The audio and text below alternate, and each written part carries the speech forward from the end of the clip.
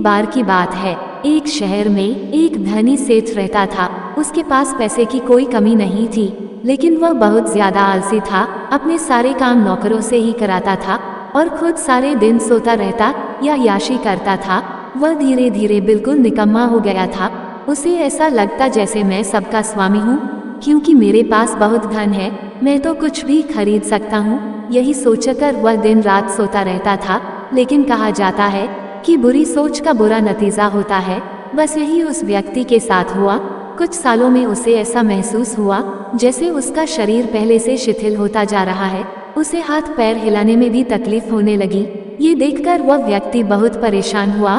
उसके पास बहुत पैसा था।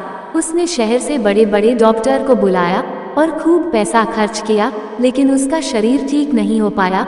वो बहुत दुखी रहने लगा। एक बार उस शहर से एक साधु गुजर रहे थे। उन्होंने उस व्यक्ति की बीमारी के बारे में सुना, सो उन्होंने सेठ के नौकर से कहा कि वो उसकी बीमारी का इलाज कर सकते हैं। ये सुनकर नौकर सेठ के पास गया और साधु के बारे में सब कुछ बताया। अब सेठ ने तुरंत साधु को अपने यहाँ बुलवाया, लेकिन साधु ने कहा कि वह सेठ के पास नहीं आएंगे। अगर सेठ को ठीक होना है तो वह स्वयं यहाँ चलकर आए। सेठ बहुत परेशान हो गया, क्योंकि वो असहाय था और चल फिर नहीं पाता था। लेकिन जब साधु आने को तैयार नहीं हुए तो हिम्मत करके बड़ी मुश्किल से साधु से मिलने पहुँचे, पर साधु वहाँ थे ही नहीं। सेठ दुखी मन से वापस आ गया। अब तो रोजाना का यही नियम हो गया। साधु रोज उसे बुलाते, लेकिन जब सेठ आता तो कोई मिलता ही नहीं था। ऐसे करते करते 2 महीने गुजर गए। अब सेठ को लगने लगा जैसे वह ठीक होता जा रहा है।